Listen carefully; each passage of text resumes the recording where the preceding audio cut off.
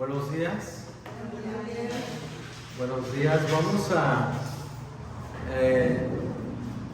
a continuar. Ya estamos a punto de terminar la serie de los discípulos de Jesús. Ya estamos en la recta final. Hoy vamos a ver un discípulo más y finalmente Judas Iscariote, y así vamos a concluir con la lista de los 12 discípulos.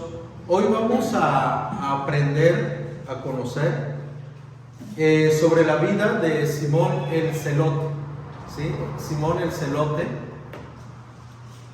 En lo personal, a la medida que he estudiado o que hemos aprendido sobre la vida de cada uno de los discípulos, me doy cuenta de que no eran nada diferentes a nosotros. Tenían las mismas carencias, debilidades, virtudes, luchas, como muchos de nosotros, ¿no? Y el punto clave de todo esto es que ellos, a diferencia de nosotros, es que ellos estuvieron dispuestos a servir, dispuestos a estar con Jesús, aún enfrentando sus miedos, ¿no? Aún enfrentando sus debilidades.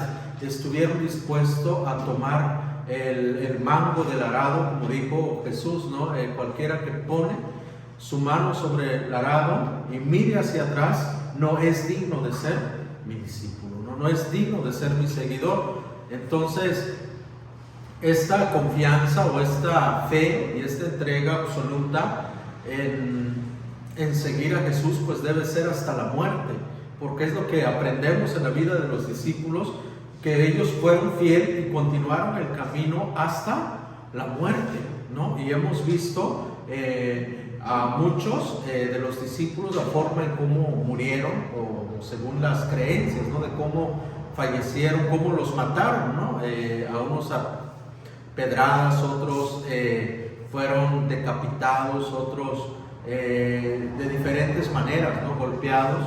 Y entonces es muy importante para nosotros conocer quiénes eran estas personas a quienes Jesús escogió y para que estuvieran con Él durante su ministerio. Y de todos ellos, de los 12 que Él tuvo, 3 estuvieron muy cerca de Él, que fue Pedro, Jacobo y Juan, ¿no? Estos 3 estuvieron muy de cerca con Jesús. Vieron muchas cosas que los otros discípulos no vieron, como por ejemplo la resurrección de la niña, ¿no? Dice la palabra que nada más llamó a Pedro, a Jacobo y a Juan.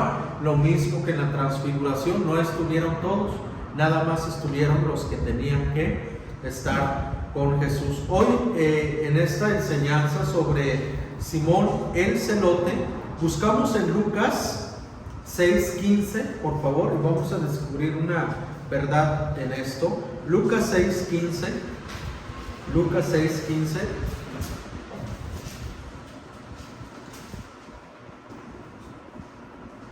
Amén.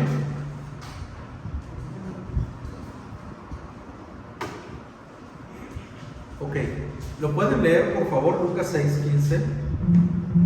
Mateo, Tomás, Santiago, hijo de Alfeo, Simón, a quien llamaban el Celote.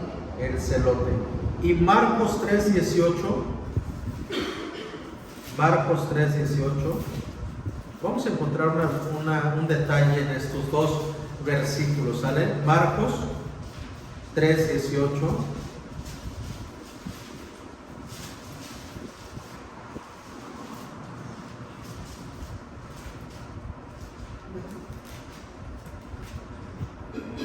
Marcos 3:18. Andrés, Felipe, Bartolomé, Mateo, Tomás, Santiago, hijo de Alfeo, Tadeo, Simón el Celote. Muy bien. Y Mateo 10:4.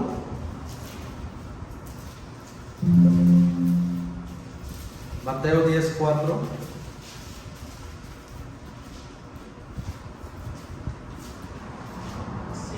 Simón el Celote, Judas Iscariote, quien después se traicionó. Ok, muy bien.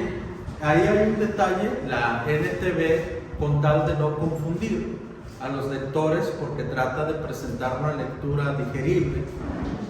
Menciona a Simón en las 3 citas como el celote, pero si ustedes lo leen, si alguien tuviera la Reina Valera 60, las 2 últimas citas, que es Marcos 3:18 y Mateo 10:4, lo llama Simón cananista, ¿sí? El cananista, así lo menciona, ¿sí?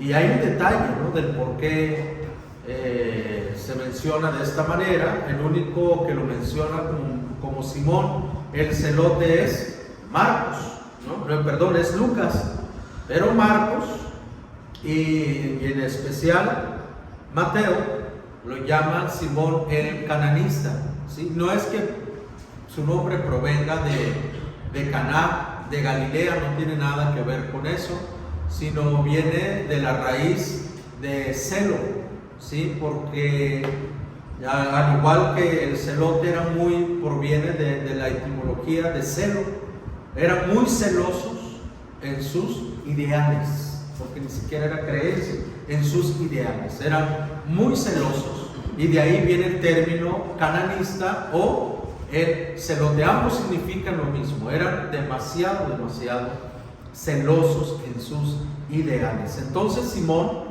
el celote, porque muchos pueden llegar a pensar que es una zona geográfica, que es el nombre que se le da a algún lugar. No tiene nada que ver con eso. Por el contrario, tiene que ver con un grupo político, idealista en aquel entonces, y Simón formaba parte de ese gran grupo, ¿no? Viendo este detalle, yo creo que por esta razón Mateo no pone el celote, pues porque era su enemigo, ¿no? Los celotes odiaban a los cobradores de impuestos como Mateo. Para él, matar a Mateo dentro del grupo hubiese sido un héroe, ¿no?, dentro de su grupo. ¿Por qué? Porque a Mateo se le consideraba pues un traidor al pueblo judío, vendepatria al pueblo judío, y en contra de estos estaban los celotes, principalmente en contra de los romanos, ¿no? Entonces, ¿cuál? El patriota, sí, el patriota, porque tiene que ver con eso, con los ideales que ellos tenían. Entonces Mateo seguramente al ver que Jesús, ¿no?, llama a este hombre a formar parte de su equipo de trabajo, pienso que en algún momento sí le entró un poco de temor, pienso yo, ¿no? Pues estos hombres se consideraban terroristas en su época, que en cualquier momento podían apuñalar por la espalda. Por eso, no por nada, siempre que viene en la lista de los discípulos, al último siempre aparece Simón el celote y Judas Iscariote. Probablemente estos sí se entendían muy bien, porque Judas, acuérdense que también traía una formación, un ideal, ¿no?, como tipo zapatista en aquella época. Entonces vemos que estos dos seguramente hicieron equipo de trabajo, ¿no? Muy bien. ¿Quiénes eran los celotes? Vamos a ver un poquito, ¿no? ¿Quiénes eran los celotes? En primer lugar, un partido político extremista, ¿sí? Y Simón formaba parte de este partido político, ¿no?, extremista, legalista, a más no poder. Ellos defendían o creían defender la ley a su manera, al punto de querer pues matar a cualquier judío que traicionara a la patria. Para ellos era un privilegio. Por eso les decía hace un momento que pienso que Mateo, al momento de ver que Jesús llama a este hombre a formar parte de los 12, él tuvo cierta reserva porque eran muy traicioneros. No sabías en qué momento iban a atacar, ¿no? Entonces, ¿quiénes eran los celotes? Un partido político extremista. Eran uno de los 4 partidos entre los judíos. El pueblo judío, había muchos partidos, pero los principales eran estos 4. ¿Quiénes eran? Los fariseos, saduceos, los esenios, que era un partido que la Biblia no lo menciona, fíjense, no lo menciona, pero según la historia era un partido que dentro del pueblo judío que atacaban y se refugiaban en el desierto, o sea, no se daban a conocer abiertamente, podían estar dentro del pueblo, pero un momento que se unían, atacaban y se alejaban para el desierto, ¿no? Los esenios, y también estaban los celotes. Los esenios eran los que cuando Juan el Bautista, y después ahí fue donde encontraron los rollos del mar muertos en un ramo. Así, sí, porque eran muy estudiosos de la ley. Y los celotes eran los galileos. Tenían una característica, una cualidad, que portaban una daga muy pequeña que le llamaban sica. Su forma de atacar era que se metían entre las multitudes y cuando tenían su objetivo los mataban con esa daga llamada sica.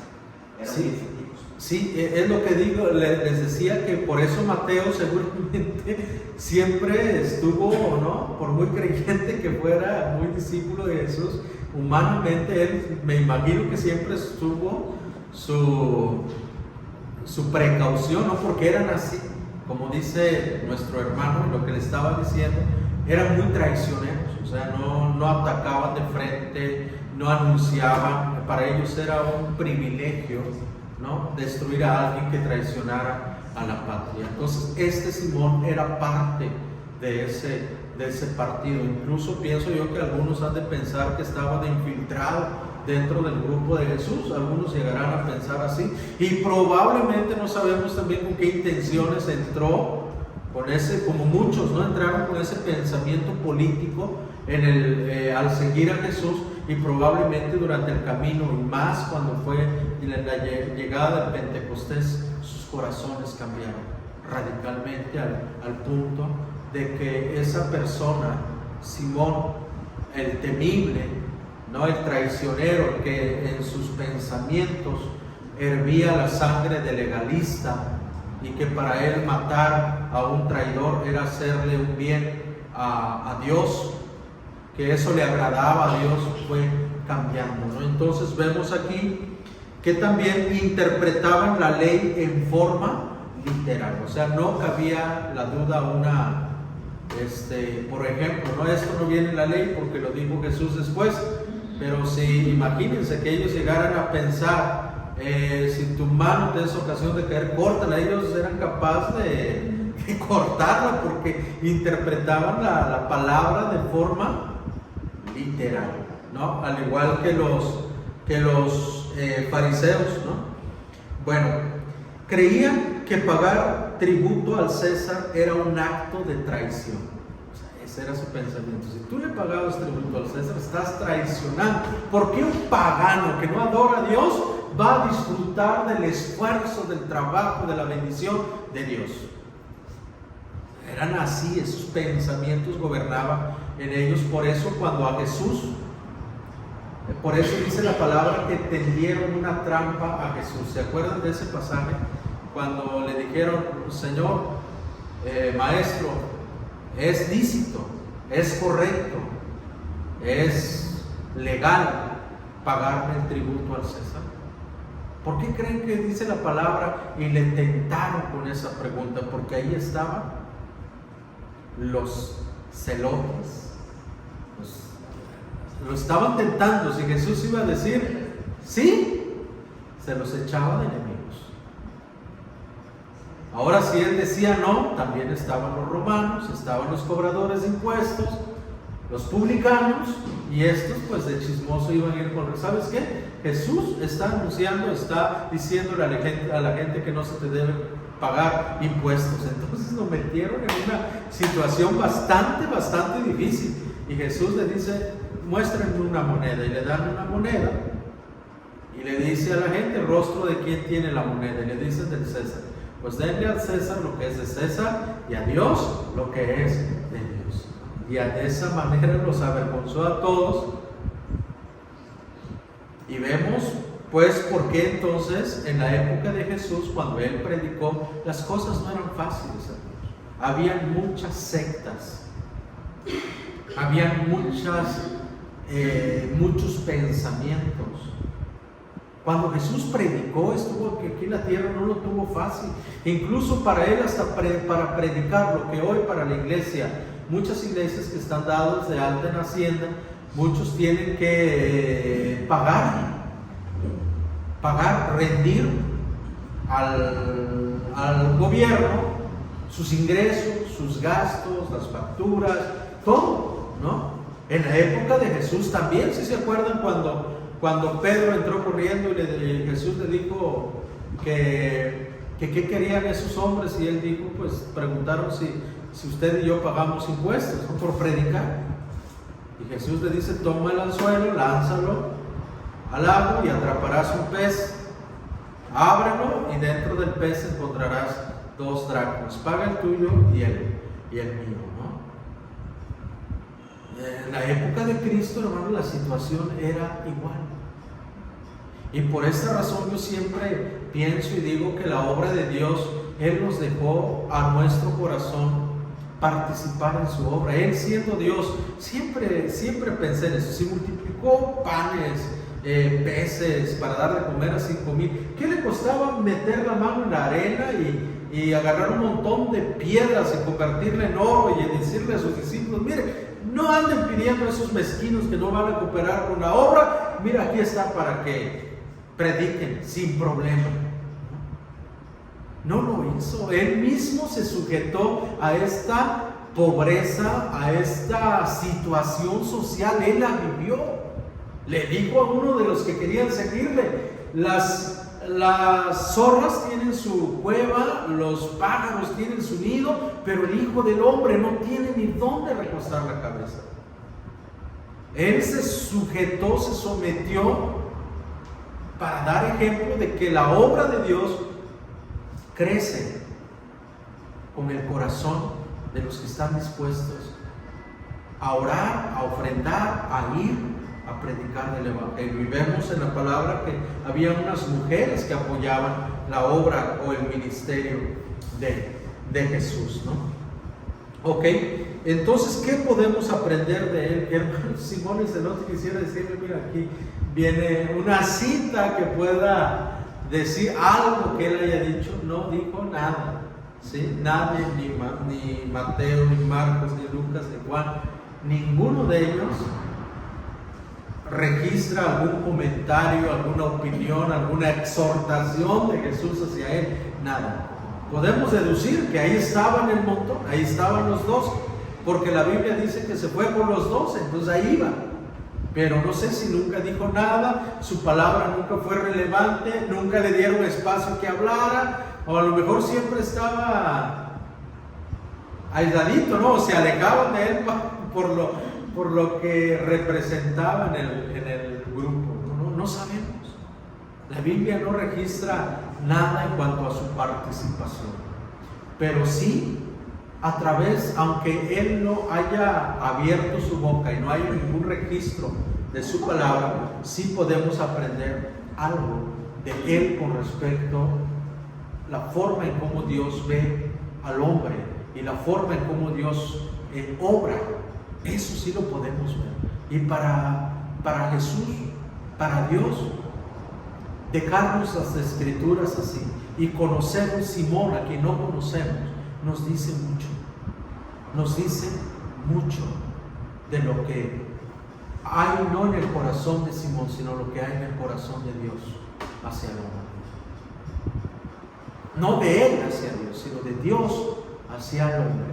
Y al menos 3 cosas puedo decirles que podemos aprender con respecto del trato de Dios con el hombre. Número 1, para Dios no hay imposibles. No hay imposibles. Piensa en un político, hermanos. Yo cuando veo a los políticos, cuando oigo nombres de los políticos, háblese de presidentes municipales, gobernadores.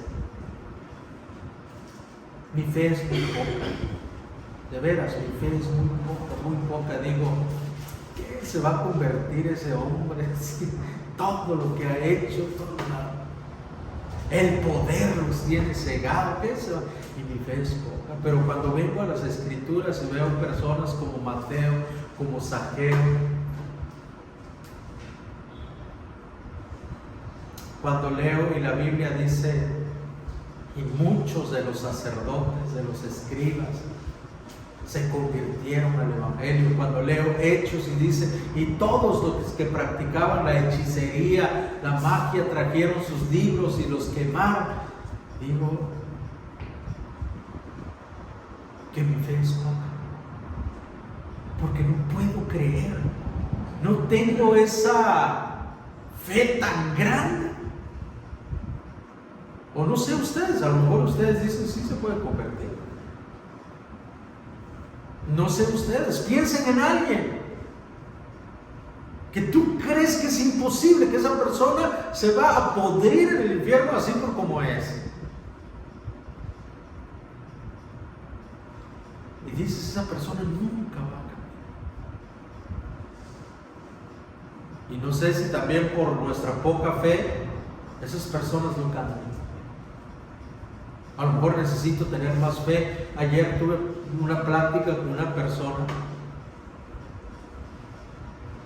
y me dijo algo, ¿no? Dice,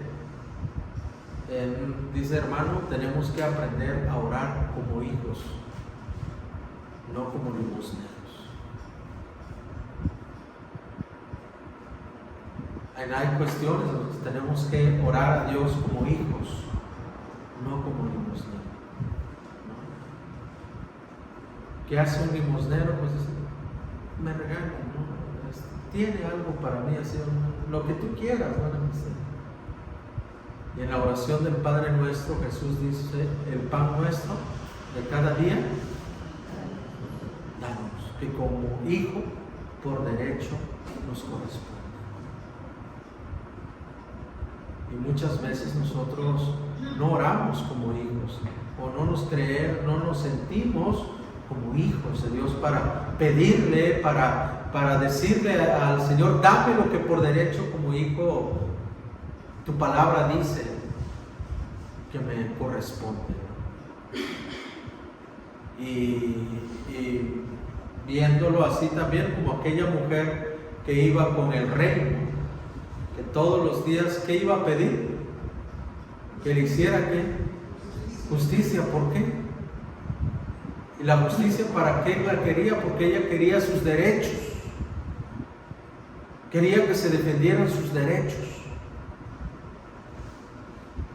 Y nosotros muchas veces oramos como limosnero y no como hijos, pidiéndole al Señor. Y yo veo en Hechos, cuando los discípulos oraron, ¿se acuerdan de aquella oración cuando dijeron, Señor, acuérdate que tú dijiste? O sea, ellos estaban orando como hijos. Señor, acuérdate que tú dijiste que cuando el pueblo así, que tú ibas a hacer esto. Y le hicieron un clamor al Señor, pidiendo sus derechos que como a hijos les corresponden. Entonces, muchas veces nosotros no oramos como hijos al Señor. Y yo, desde que comprendí esta parte, ¿no? Digo, sí es cierto, muchas veces eso se puede confundir con humildad, ¿no? De decir, pues yo le pido al Señor, pero ahora sí lo que sea su voluntad. Pero cuando vemos a nuestro Dios como Padre y nosotros como su Hijo, pues oramos como hijos de Él. Y le decimos al Señor, Señor, por hijo, como hijo, me corresponde esto. Tú lo dijiste en tu palabra. Tú así lo has dicho. Tú así lo has expresado en tu palabra. Y aquí hay algo. Para Dios no hay imposible. No hay imposible. Lo que tú crees que es imposible, es posible para Dios. Vamos a buscar estas dos citas. De este lado, por favor, Jeremías 32:27 y de este lado, Lucas 1:37. Por favor, vamos a buscarlo. Si lo tienen, se ponen de pie y lo leen, por favor. Lucas 1:37 y Jeremías 32:27.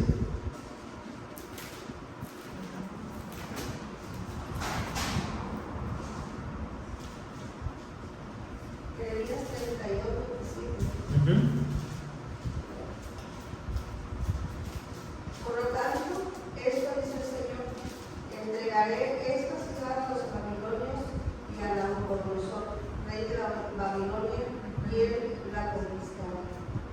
Jeremías 32:27. ¿Sí? Bueno. A ver, bueno. Yo soy el Señor, Dios de todos los pueblos del mundo.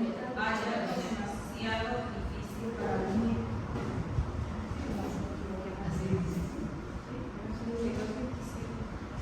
Bueno, otra vez. He aquí que yo soy Jehová, Dios de toda carne. ¿Habrá algo que sea difícil para mí? ¿Habrá algo que sea difícil para mí? Dice el Señor. ¿Habrá algo que sea difícil para mí? Otra vez, hermano, hasta que taladre nuestra mente. Otra vez lo pueden leer. Yo soy el Señor, Dios de todos los pueblos del mundo. Hay algo demasiado difícil para mí. Hay algo demasiado difícil para mí. Es una pregunta, Señor. ¿Hay algo demasiado difícil para mí? Hermano, piensa en ese problema que usted tiene. Piensa en eso que tú ya te rendiste, que dices que creo que esto ya se acabó. Creo que es tiempo de tomarnos estas cápsulas, ¿no?, de la palabra, ingerirla una y otra vez. Señor, tú eres el Dios de lo imposible. Señor, tú eres el Dios de lo imposible. Eso que tú crees que ya se perdió, es tiempo. Como cuando las plaquetas las traes bien bajas, ¿no?, y el médico te dice: te vas a tomar esto porque esto te va a aumentar, te va a ayudar a aumentar las plaquetas. Tú lo empiezas a ingerir. Entonces pienso que esta es una cápsula. Estos textos son unas cápsulas cuando creemos que todo está perdido. Es decir: Señor, tú eres el Dios de lo imposible. No hay nada imposible para ti. No hay nada. Vamos con Lucas 1:37.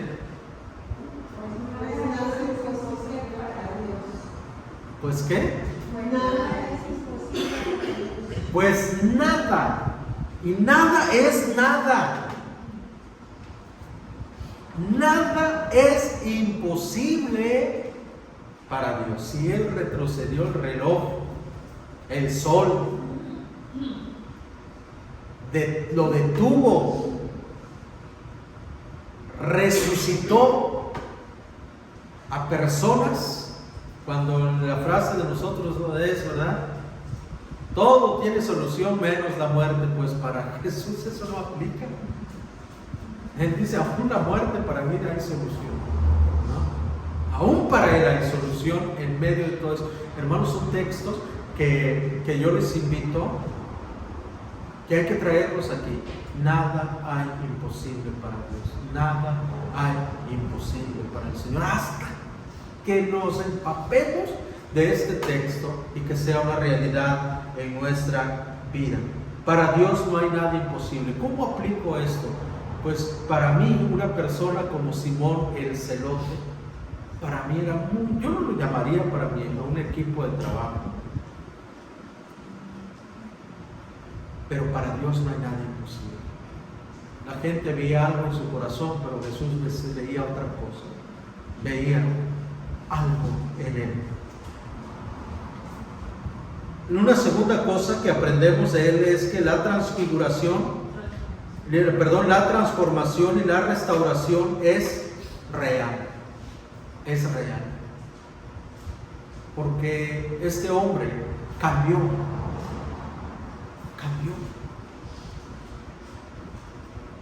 Varios ejemplos tenemos. Pablo, Dios lo cambió.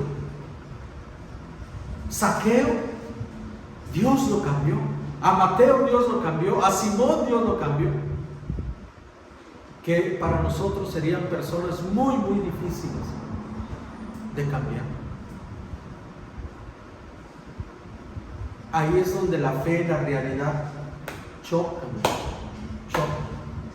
Conozco una persona que nada más de verlo, digo, Señor, no creo que cambie. Y la duda siempre está ahí, pero la fe dice, no hay nada imposible para el Señor. No hay nada imposible para el Señor. ¿Qué dice Jeremías 15, 19 y 21? ¿Alguien lo tiene? ¿Lo puede leer?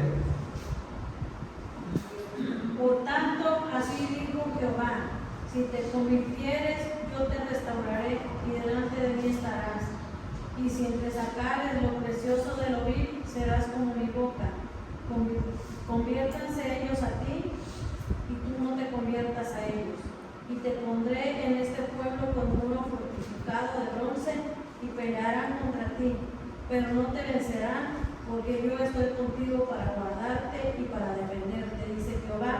Y te libraré de la mano de los malos y te redimiré de la mano de los fuertes. Muy bien, el Señor, ¿no?, habla de un cambio, de una transformación, ¿verdad? Dice el Señor, te restauraré. Hermanos, una transformación y una restauración es posible con Dios. Cuando nuestra mente dice, ya nada será igual, ya todo se acabó, vienen estas palabras, ¿no?, del Señor, de un Dios restaurador. ¿Se imaginan, hermanos? La Biblia no lo dice, pero Simón, el celote, al podarlo de esa manera, es porque figuraba dentro de la multitud. ¿Creen que él no haya hecho cosas desagradables?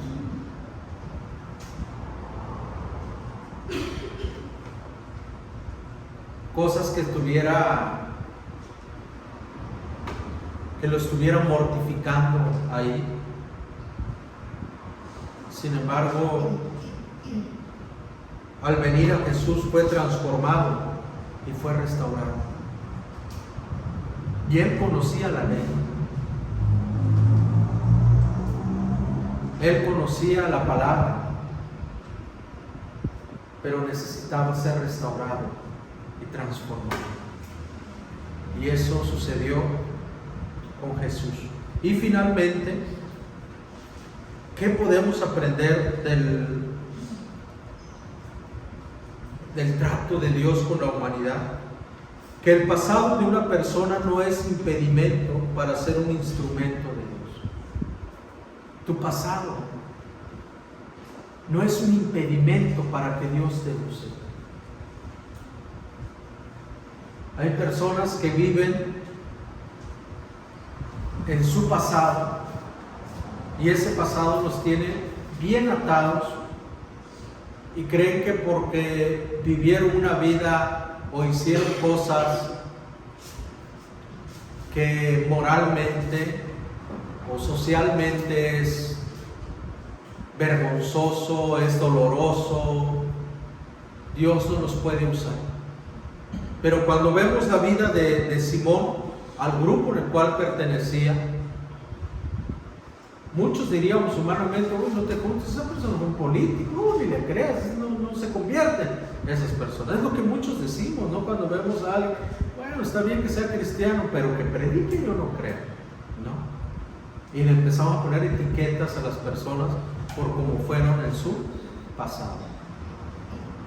Pero para Dios no hay nada imposible, ¿no?